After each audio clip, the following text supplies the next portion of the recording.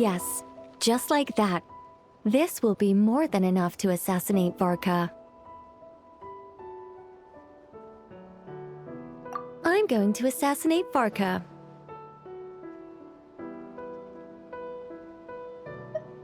I need ideas for assassinating the Grand Master. I went over this with Alice a long while ago. She stands with me, and has even offered several ideas on how I might take him out. Of all her suggestions, this one seemed the most promising.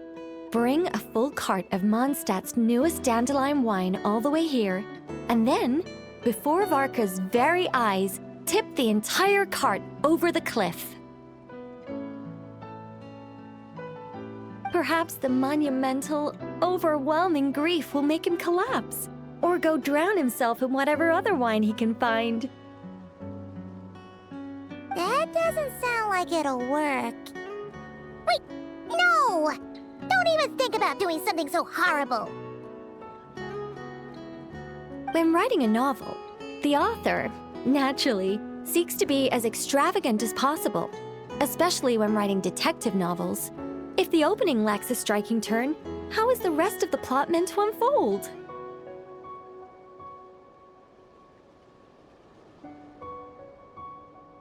Alas, this will be my final attempt at writing detective novels. Oh, I suppose they call them crime novels in Inazuma. In any case, they all tell of crime. There's hardly a meaningful distinction. I also discussed it with Barbie, but our novel writing sessions always evolve into crime planning sessions. Methods of crime and puzzles of deduction. We have explored plenty of those, yet the plot would not advance. The Angel Killer case. Try as they might, the culprit remained elusive. The desperate detective rushed into the crowd, then shouted the revered names of the 4 great rulers at the sky. Whoosh! Pitter-patter. Boom! Detective and murderer reduced to ash.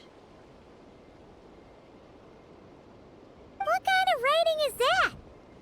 Doesn't that leave no room for deduction at all? Of course there is.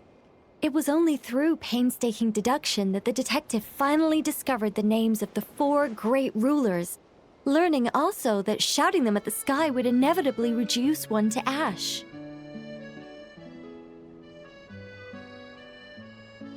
My point exactly. Simply deducing who the culprit is has become dreadfully unoriginal. The subject of one's deductions must be something more creative. I even thought of having a Seelie detective, an angel who, longing to become a detective, became a Seelie, and by some twist of fate, ended up as a detective's assistant. All Seelies love to guide people, so this one went about leading the detective from case to case. I found the idea rather interesting.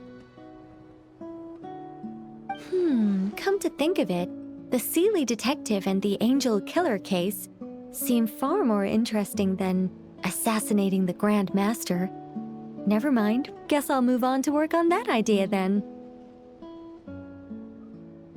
It's precisely because I overthink every little detail that I've lost interest in continuing.